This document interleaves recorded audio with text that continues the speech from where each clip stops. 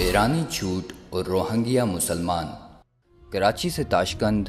دہلی سے Jakarta, Toronto سے London, رباط سے ریاض، انقرہ سے دوحہ، کابل سے گروزنی، غرب کے مشرق سے مغرب اور شمال سے جنوب تک تمام مسلمان روہنگیا مسلمانوں پر ڈھائے جانے والے مظالم پر افسردہ اور امت واحد کا منظر پیش کر رہے ہیں، لیکن کچھ عاقبت نااندیش عناصر ایسے ہیں جو مسلم امہ کے زخموں پر نمک چھڑک کر اس نازک موقع کو بھی اپنے مکروہ سیاسی مقاصد کے لیے استعمال کرنا چاہتے ہیں۔ آج جبکہ پوری امت روہنگیا مسلمانوں کے غم میں نڈھال ہے، پاکستان، سعودی عرب اور ترکی نے بڑھ کر روہنگیا مسلمانوں کے حق میں آواز بلند کی ہے۔ خاص کر ترک صدر رجب طیب اردگان نے اس معاملے پر اپنا کردار ادا کرتے ہوئے روہنگیا متاثرین تک امداد پہنچانے اور عالمی سطح پر آواز اٹھانے میں اہم کردار ادا کیا ہے، جس سے ترک صدر کے لیے مسلم امہ کی ہمدردیاں بڑھ گئیں۔ اس کو دیکھتے ہوئے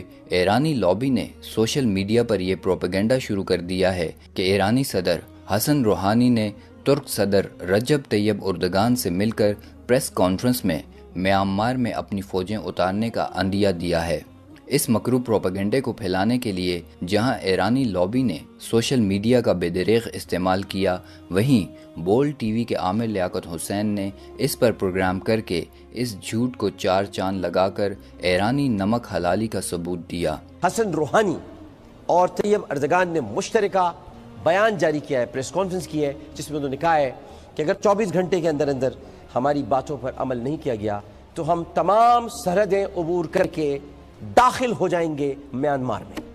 اس خبر کی سب سے عجیب بات یہی ہے کہ نہ تو حسن روحانی کی رجب طیب اردگان سے ملاقات ہوئی ہے اور نہ ہی پریس کانفرنس، اور نہ ہی ایسی کوئی خبر ایرانی یا ترک میڈیا پر شائع ہوئی ہے کہ شاہ سے زیادہ شاہ کے وفادار کے مصداق پاکستان میں موجود ایرانی لابی نے اس جھوٹی خبر کو پھیلا کر روہنگیا مسلمانوں کی مظلومیت سے کھلواڑ کیا، جس سے پوری امت کو ناقابل تلافی صدمہ پہنچا۔ مظلوموں کی مظلومیت پر مکروہ سیاست کرنا ایران کا وتیرہ رہا ہے۔ یہی وجہ ہے کہ ایک طرف شام و عراق میں فلسطینی مہاجرین کے کیمپوں کو ایران نواز ملیشیاؤں نے اہل سنت ہونے کی وجہ سے اجاڑا، جبکہ دوسری طرف پوری دنیا میں فلسطینیوں کی مظلومیت پر سیاست بھی ایران نے کی۔ ایران کے اس منافقانہ رویے سے اس کی اصلیت واضح ہو کر سامنے آتی ہے کہ اس کی اسلام اور مسلمانوں سے کتنی ہمدردی ہے۔ اس لیے تمام مسلمانوں کو چاہیے کہ وہ ایران کی ملائی حکومت کی چالوں کو سمجھتے ہوئے اس کا ناطقہ بند کر دے تاکہ امت مکروہ چالوں سے محفوظ رہے۔ وصال اردو۔